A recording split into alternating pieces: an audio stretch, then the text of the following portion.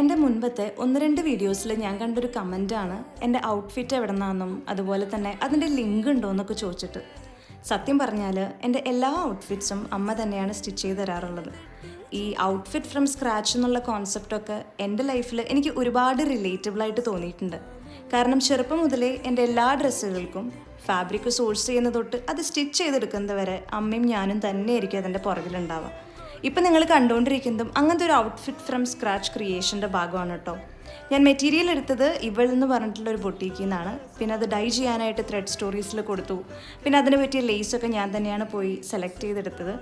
എൻ്റെ മൈൻഡിൽ ഒരു പാനൽ കട്ട് അനാർക്കലി ആയിരുന്നു ഉണ്ടായിരുന്നത്.